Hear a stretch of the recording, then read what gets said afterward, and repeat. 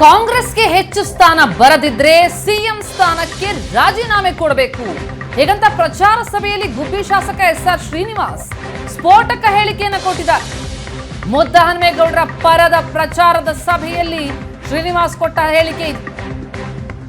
ಲೋಕಸಭೆಯಲ್ಲಿ ಕಾಂಗ್ರೆಸ್ ಹೆಚ್ಚಿನ ಸೀಟ್ ಗೆಲ್ಲಿಸಲಿಲ್ಲ ಅಂತಂದ್ರೆ ಆಗ ನೈತಿಕ ಹೊಣೆ ಹೊತ್ತು ಸಿದ್ದರಾಮಯ್ಯ ರಾಜೀನಾಮೆ ಕೊಡಬೇಕಾಗತ್ತೆ ಹೇಗಂತ ಸ್ಫೋಟಕ ಹೇಳಿಕೆ ಕೊಟ್ಟಿದ್ದಾರೆ.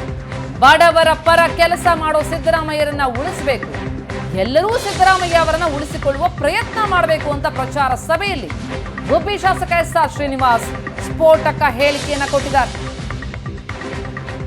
ಇವತ್ತು ನಮ್ಮ ಸರ್ಕಾರ ಇದೆ, ನಮ್ಮ ಸರ್ಕಾರ ಏನಾದ್ರೂ ಹೆಚ್ಚಿನ ಸೀಟ ಲೋಕಸಭೆಯಲ್ಲಿ ನಾವು ಗಳಿಸಲಿಲ್ಲ ಅಂತಂದ್ರೆ ನೈತಿಕ ಹೊಣೆ ಹೊತ್ತು ಸಿದ್ದರಾಮಯ್ಯ ಅವರು ರಾಜೀನಾಮೆ ಕೊಡಬೇಕಾಗುತ್ತೆ.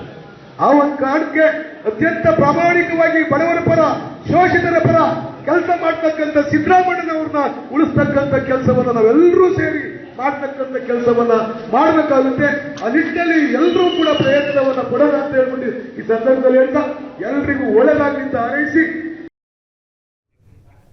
ಈ ಬಗ್ಗೆ ಡೀಟೇಲ್ಸ್ ಕೊಡ್ತಾರೆ ನಮ್ಮ ಪ್ರತಿನಿಧಿ ಮಾಂತೇಶ್ ಈಗ ಸಂಪರ್ಕದಲ್ಲಿದ್ದಾರೆ. ಮಾಂತೇಶ್, ಗುಬ್ಬಿ ಶಾಸಕರ ಹೇಳಿಕೆ, ಎಸ್ಆರ್ ಶ್ರೀನಿವಾಸ್ ಹೇಳ್ತಾ ಇರುವಂತಹ ಹೇಳಿಕೆ ನೋಡ್ತಾ ಹೋದ್ರೆ ಲೋಕಸಭಾ ಚುನಾವಣೆಯ ಬಳಿಕ ಸಿಎಂ ಸ್ಥಾನ ಬದಲಾಗುತ್ತೆ, ಗೆಲುವು ಸೋಲಿನ ಮೇಲೆ ಸಿದ್ದರಾಮಯ್ಯ ಅವರ ಸಿಎಂ ಕುರ್ಚಿ ನಿಂತಿದೆ ಅನ್ನುವಂತ ಮಾತುಗಳೇನು ಈ ಹಿಂದೆ ಕೇಳಿ ಬರ್ತಾ ಇತ್ತು, ಮತ್ತೆ ಪುನರಾವರ್ತನೆ ಆಗ್ತಾ ಇದೆ. ಇದು ಎಂತಹ ಸಂಚಲನ ಮೂಡಿಸುವಂತ ಹೇಳಿಕೆ ಅಂತೀರಿ?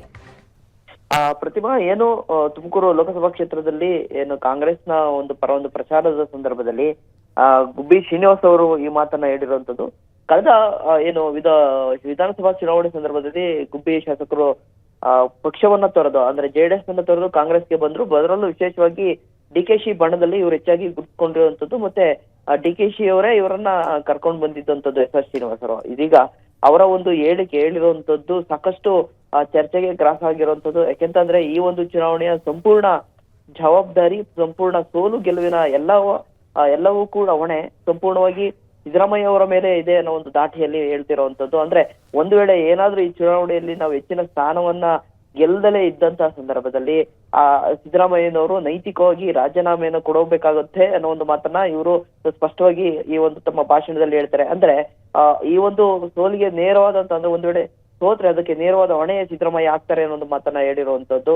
ಹಾಗಾಗಿ ಶ್ರೀನಿವಾಸ್ ಅವರ ಒಂದು ಮಾತು ಸಾಕಷ್ಟು ಚರ್ಚೆ ಇರುವಂತದ್ದು. ಯಾಕೆಂತಂದ್ರೆ ಆಗಿದ್ದಾಗೆ ಡಿಸಿಎಂಗಳ ಬದಲಾವಣೆ ಮತ್ತೆ ಸಿಎಂ ಬದಲಾವಣೆ ಮಾತುಗಳು ಕೂಡ ಕೇಳಿ ಬರ್ತಿದೆ. ಈ ನಡುವೆ ಎಸ್ಆರ್ ಶ್ರೀನಿವಾಸ್ ಕೂಡ ಈ ರೀತಿಯಾದಂತಹ ಹೇಳಿಕೆಗಳನ್ನ ನೀಡಿರುವಂತದ್ದು, ಭಾಷಣದಲ್ಲಿ ಹೇಳಿರುವಂತದ್ದು ಸಾಕಷ್ಟು ಏನು ಮುಂದಿನ ದಿನಗಳಲ್ಲಿ ಬದಲಾವಣೆಯ ಒಂದು ಮುನ್ಸೂಚನೆಯಾಗಿ ಕೂಡ ಇದು ಕಂಡು ಬರ್ತಿರುವಂತದ್ದು. ಪ್ರತಿಮಾ, ಥ್ಯಾಂಕ್ ಯು ಮಾತೇಶ್ ತಮ್ಮೆಲ್ಲ ಮಾಹಿತಿಗೆ.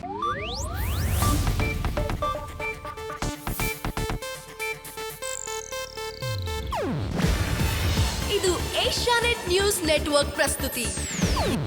ನೀವು ನೋಡ್ತಿದ್ದೀರಾ ಏಷ್ಯಾನೆಟ್ ಸುವರ್ಣ ನ್ಯೂಸ್.